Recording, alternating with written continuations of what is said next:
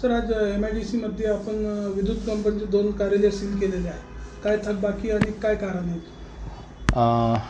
कारण म्हणजे आपली मालमत्ता कराची थकबाकी आहे आणि साधारणपणे आपली 100 कोटीपेक्षा जास्त थकबाकी पूर्ण शहरामध्ये आहे.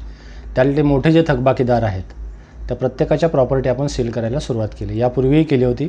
त्यांनी थोडंफार पैसे भरले होते आणि उर्वरित रक्कम भरण्याची महावितरण असेल किंवा त्याची महाजेनको आहे. आता त्यांनी दोन्हीपैकी कोणती कंपनी मला माहीत नाही, पण त्यांनी भरायचं आश्वासन दिलं होतं, तर ते पैसे अजूनही भरले नाहीत. त्यामुळं साधारणपणे 1 कोटीपेक्षा जास्त थकबाकी आहे त्यांच्याकडे.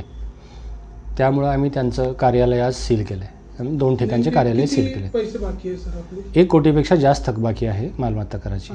आज पाणी पुरवठ्याची लाईट बी त्यांनी खंडित केलेली आहे.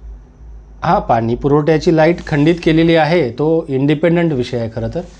ॲक्च्युली आपण रेग्युलर पैसे भरतो, पण काही टंचाईच्या काळामधल्या 18-19 मधल्या टंचाईची थकबाकी आहे आणि ती शासन देणार आहे असा शासनाचा शासन निर्णय पण आहे. त्या काळातल्या थकबाकीपोटी त्यांनी वीज आता खंडित केलेली आहे.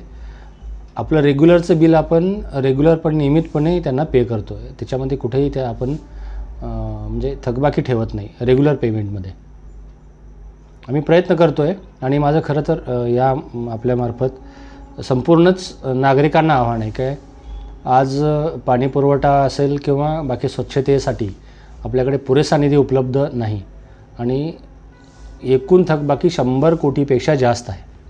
याच्यात महावितरणचा 1 कोटी धरला, शासकीय कार्यालय काही आहेत आणि MIDCतला थोडा भाग आहे. पण MIDC मोठ्या प्रमाणात पेमेंट करते, MIDCमधले कारखानदार. परंतु आपली शहरातली जी थकबाकी आहे ती खूप मोठ्या प्रमाणात आहे.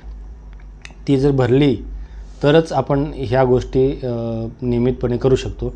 अन्यथा आपल्याला पाणी पुरवठा करायला अडचण येणार आहे. माझं आव्हान आहे लोकांना की थकबाकीवरून महापालिकेला सहकार्य करा. यावर्षी आपल्याला ते टार्गेट 70 कोटीपर्यंत आपल्याला वसुली करायची आहे आणि आज आपली फक्त 6 ते 7 कोटी वसुली आहे. 60 कोटी रुपये वसूल आपल्याला पुढच्या 3 महिन्यामध्ये करायचे आहेत.